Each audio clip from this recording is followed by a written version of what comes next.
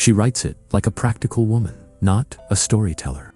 Soon after settling in the house, she keeps waking to the sound of doors being slapped shut with force, again and again, as if someone is pacing the corridors in anger. It is not one bang, it is a pattern. The place is rural Hampshire, the kind of quiet that makes every small sound feel like a signal. In daylight, it is hedgerows, winter fields, and stone that holds cold. At night, the house feels larger than it should, as if the rooms stretch when nobody is looking. The year is the late 1760s, and the household is not small. Children, servants, routines, the normal hum of a home that should be too busy for superstition. That is what makes the first noises so unsettling. A busy house has excuses. A busy house has witnesses.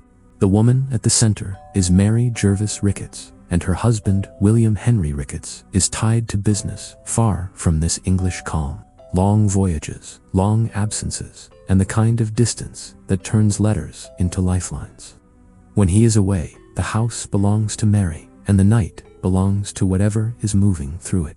The house itself had already changed hands and stories, and it carried history the way old timber carries smoke. Owners, tenants, political power, money pulled from elsewhere, and servants who know more than they say.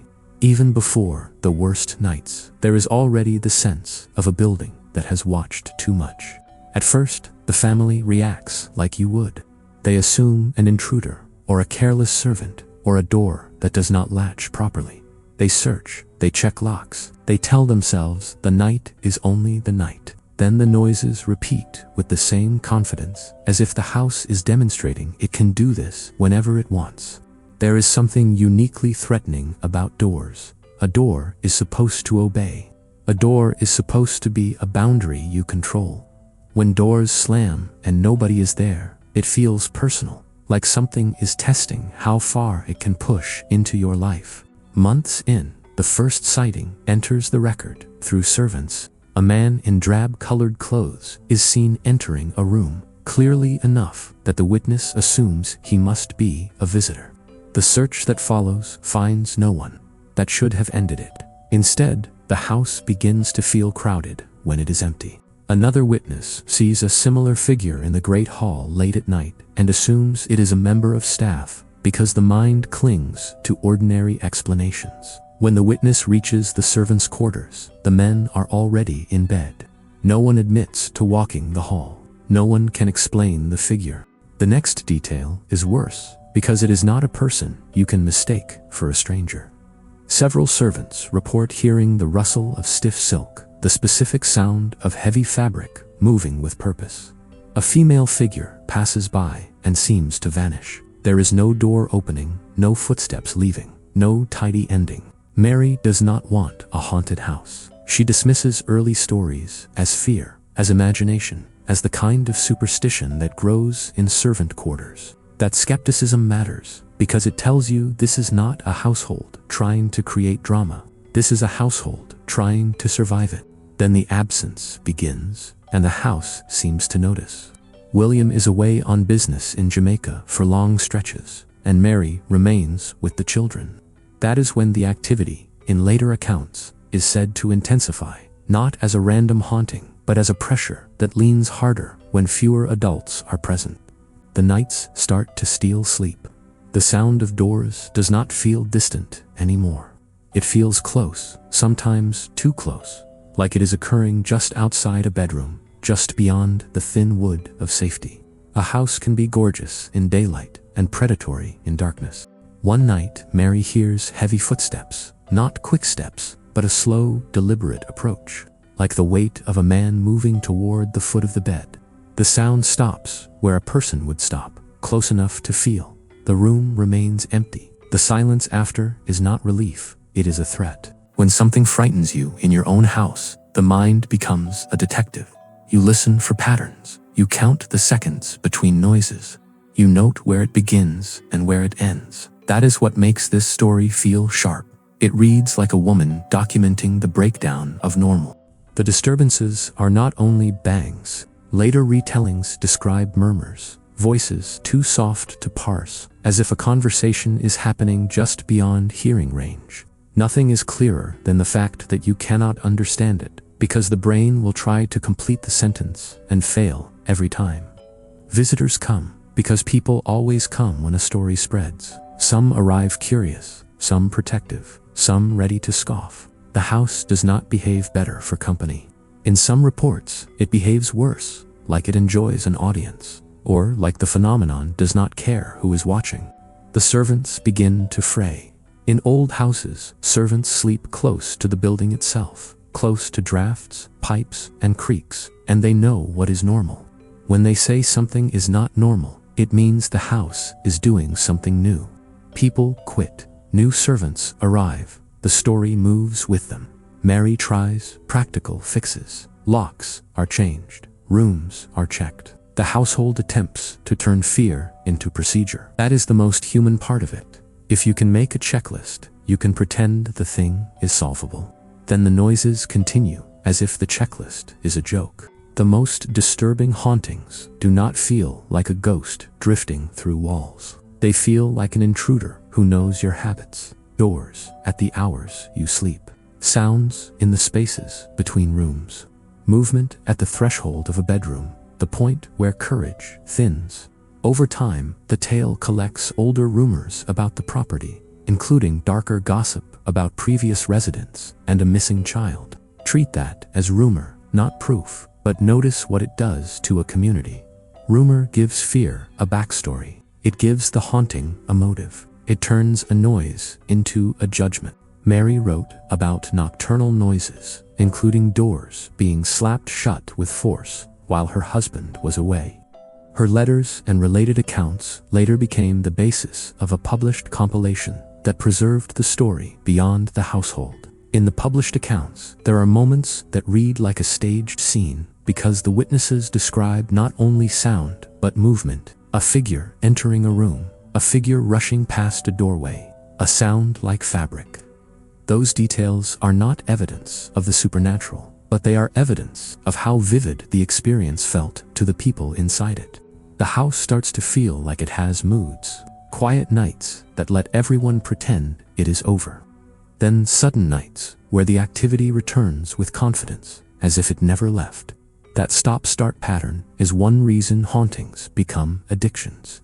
You always think the next quiet night means it is done.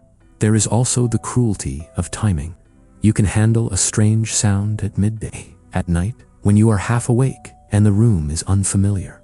The same sound becomes a threat. Fear is a lens that magnifies everything, and this case lives in the hours when the mind is least defended.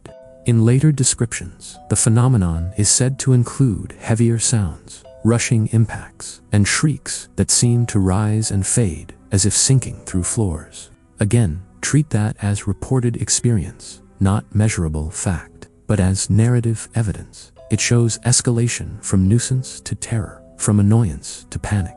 Mary does not collapse into hysteria on the page. She keeps writing, keeps noting, keeps trying to anchor the experience in words. That is why the story lasted. It is not a campfire tale first. It is a household record that became a legend later. There is a moment in many hauntings where you stop asking what it is and start asking why it wants you awake, because that is the effect. Sleep becomes fragile. Bedrooms feel unsafe. Even when nothing happens, you lie there waiting for it to begin, and waiting is its own form of torment.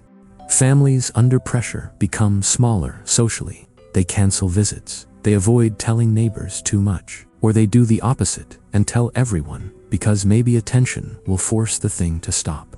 Either way, the house changes your relationships because it changes what you can promise. You cannot promise a calm night. So what is the truth here? If we strip the story of every later embellishment, we have letters describing repeated nocturnal disturbances. We have multiple witnesses in the household describing sights and sounds. We have a later published compilation that claims to be based on those letters and associated accounts. That is the reliable frame. The publication arrives in 1872, long after the events, under the title A Hampshire Ghost Story.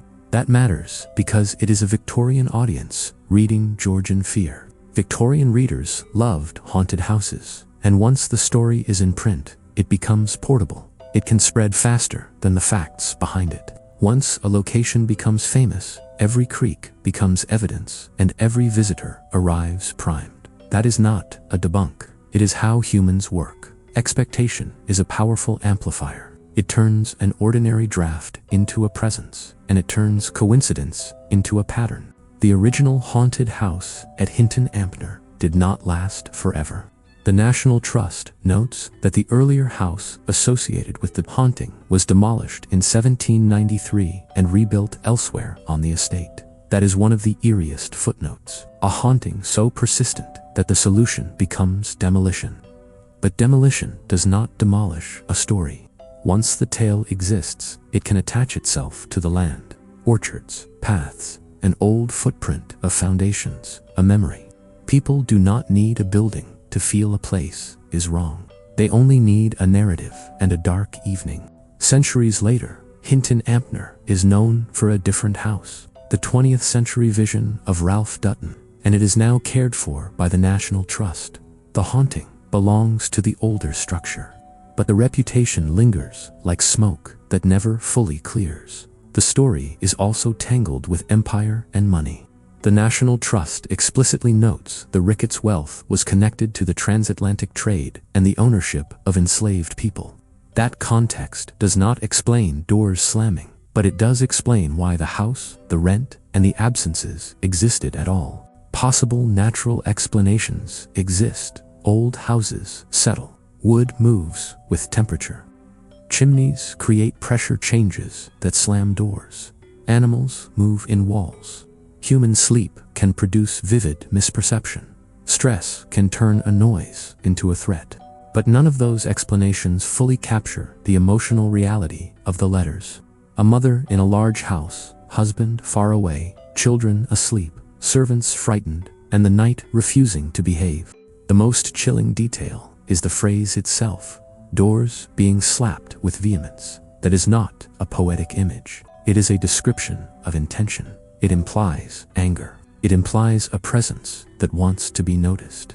That single phrase is why the story still lands today. If you ever wake to a sound that makes no sense, your brain will do what Mary did. You will search for the ordinary explanation first. You will try locks, hallways, procedures, anything that turns fear into action. And if the sound returns anyway, you will learn the oldest lesson of haunted houses. The night does not have to enter to take over.